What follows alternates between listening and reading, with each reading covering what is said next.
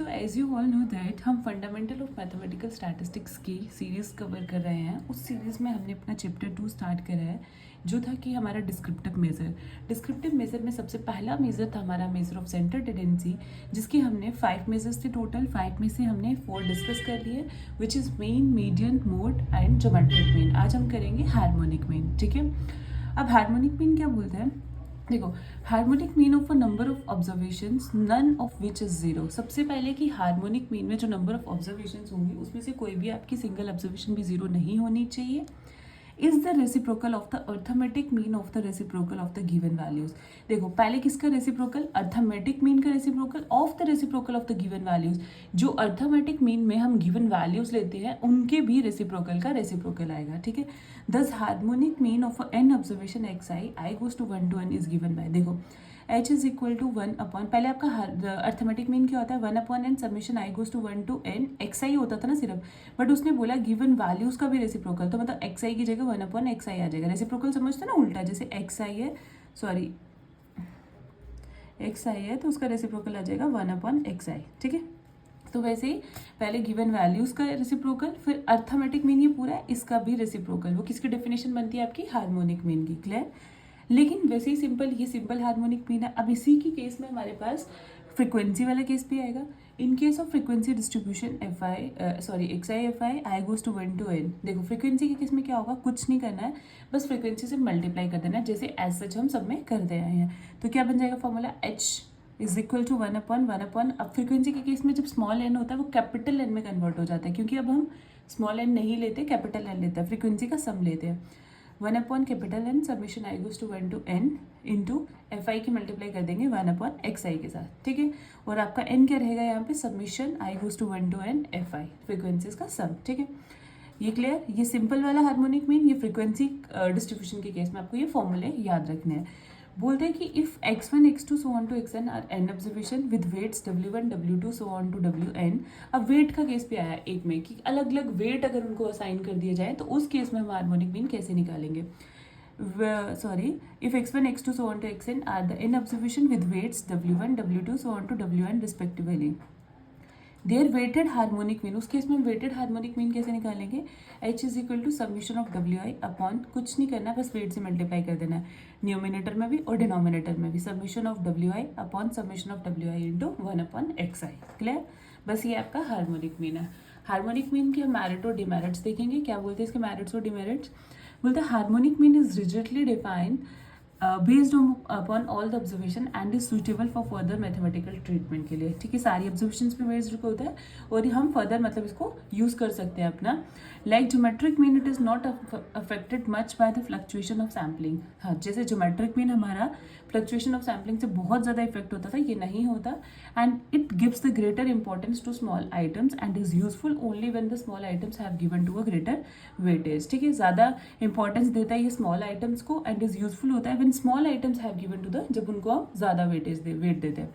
Demerits के, harmonic mean is not easily understood and is difficult to compute. Definitely इसको निकालना। अब देखो, पहले आप अर्थमेटिक मीन के ऑब्जर्वेशंस का आपको रेसिप्रोकल करना पड़ेगा, रेसिप्रोकल का आपको मीन निकालना पड़ेगा, देन जाके आपको उसका भी रेसिप्रोकल करके हार्मोनिक मीन मिलेगा। तो इसलिए इसको जो है कैलकुलेट करना वो इजी नहीं है। ठीक है, एग्जाम्पल देखेंगे इसकी 2.7। एग्जाम्पल क्या बोलती है? A cyclist pedals from his house to his college at the speed of 10 kilometre.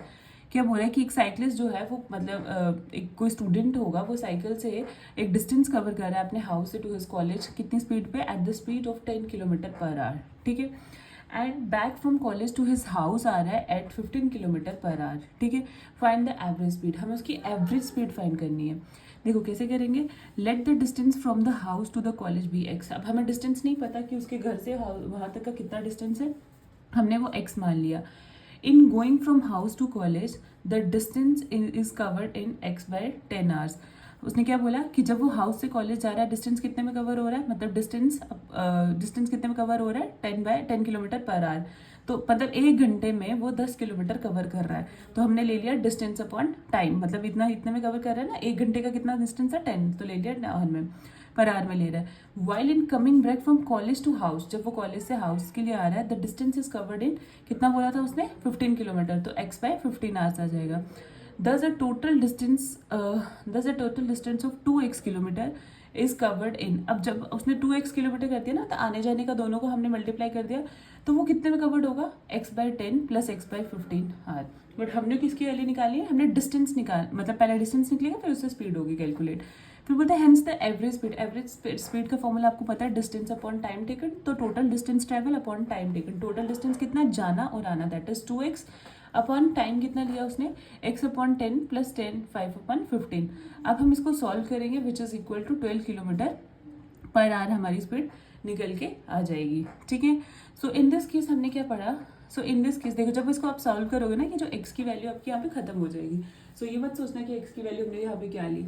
तो उसके बाद बोलते हैं in this case the average speed is given by the harmonic mean of 10 and 15 and not by the arithmetic mean. इस case में हमारी average speed कैसे निकलेगी? हार्मोनिक मीन से निकलेगी, ना कि अर्थमेटिक मीन से. ठीक है.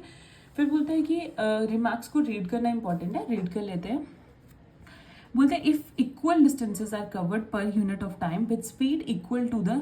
देखो, अगर हम इक्वल डिस्टेंस कवर कर रहे हैं, मतलब जितना भी हमने ट्रेवल किया हम उसमें इक्वल डिस्टेंस कवर कर रहे हैं with per unit of the time with speeds equal to the. Speeds भी उसकी इक्वली रह रही है, v1 v2 so on to vn से. Then the average speed is given by. उस केस में हमारी एवरेज स्पीड हमारी हार्मोनिक मीन से निकलेगी. ठीक है.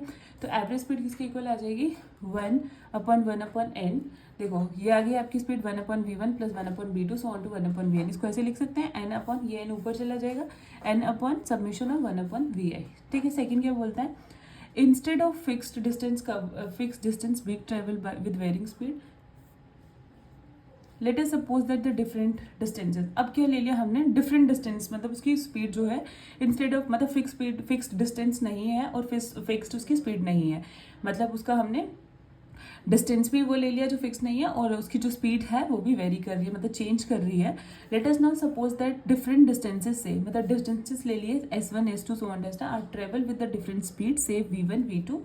हाँ, ये डिफरेंट हमने डिस्टेंसेस ले लिए, डिफरेंट हमने स्पीड्स ले ली respectively. in that case the average speed is given by the weighted harmonic mean of the speed.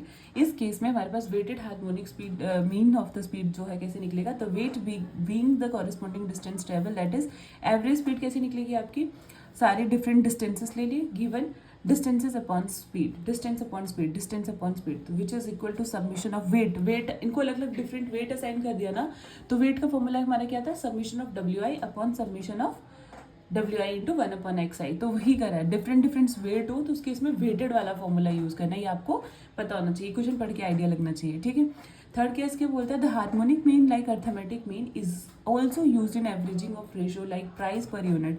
Harmonic mean भी अर्थमेटिक मीन की तरह हम एवरेजिंग में यूज करते हैं रेशियो में, लाइक जैसे price per unit, kilometre per hour, work done per hour etcetera under certain condition. It may be noted here that the rate represent a ratio.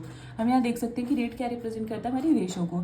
Example, price is equal to money upon quantity, speed equal to distance upon time, और work done होगा per our में. Work done किसका होता है? Per hour में कितना होगा आपका? Work done upon time taken etcetera.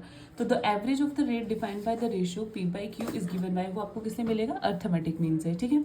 Of its values in different situations if the conditions are given in terms of Q and by the arithmetic mean if the conditions are given in terms of P. ठीक है. तो इसी के साथ हमने ये बस थोड़ा सा हार्मोनिक मीन का था. कल हम इसकी एग्जाम्पल 2.18 पढ़ेंगे.